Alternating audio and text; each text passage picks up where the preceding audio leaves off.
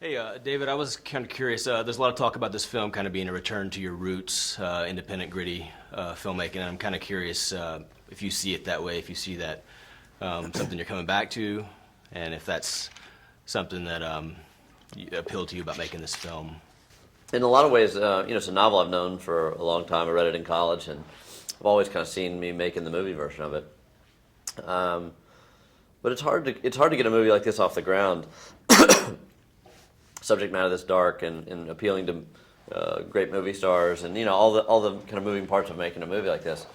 So I think having made bigger commercial studio-minded movies actually set up the set the foundation for me to be able to get away with something like this. So it's kind of I always kind of look at is my career as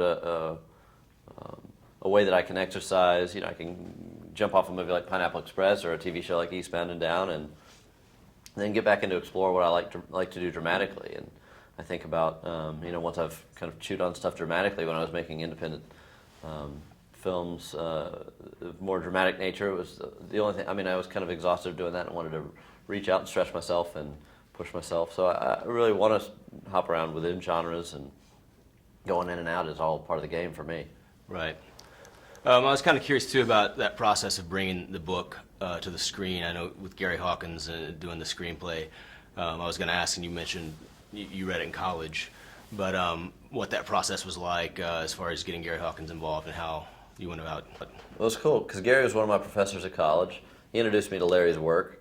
He was working on a documentary about Larry's life, and me and actually Jeff Nichols, the director of Mud and Take Shelter, were production assistants on that movie. So we got to know Larry and spent some time. We knew Gary from school, and so after Larry passed away, Gary sent me an adaptation that he'd done of Joe. And I was in New York working on a comedic film at the time. I was like, and it just really felt right. It was like, oh gosh, this would be a perfect time to get in gear with something like this. And I thought Gary did a great job, and as a respect to Larry, and to ultimately realize a movie version of a story I'd carried around with me for a long time. So. It took a couple of years to get it funded and get it made, but yeah, so it's all kind of the honor of working with my mentor and novelists that I really admired, and then bringing a fantastic actor like Nick into the mix.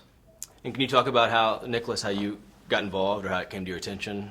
Well, I got a call from my agent over at CAA who said that David Gordon Green has this project, and it was written by his professor at the university, and here's a letter, and read the script and let us know what you think. And I read it.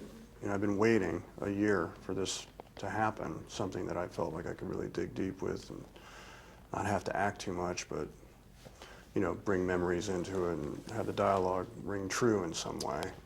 And I'd seen David's movies, so I knew the level of excellence, and also the Joe part really connected with me. I mean, it really landed, and I knew right away that this is what I was waiting for. So I flew out to Austin. I mean, I called him first and said, let's talk. And I flew out to Austin. I met him and genuinely liked him as a person, someone I think I could work with, similar senses of humor.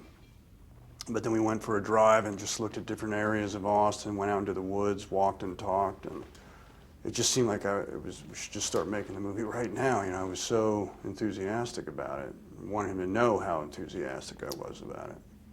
I was going to ask the question about the prep work a little bit, because I heard a story maybe during Prince Avalanche filming that you were here and driving around, and you stopped. You asked to stop at a Bastrop cleaning crew.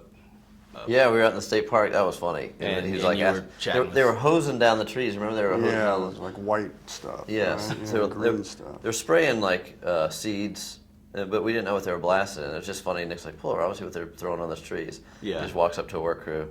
Hey man, what are you guys doing over there? And they said, what are you doing? What? That's great. The reaction on their face was priceless. I bet. The other thing I had was I was going to ask you something. Sure. Just in the Austin film scene, you got to do something in this movie that's a lot of people wanted to do, which is get Johnny Mars in a chokehold. And I'm kind of curious how that was for you. How was it? It was gosh, that day is kind of like a blur for me, because that was one of the one of the scenes where Joe is really becoming unwound, and it just sort of brought back memories of other situations in my own life that I'd rather not discuss.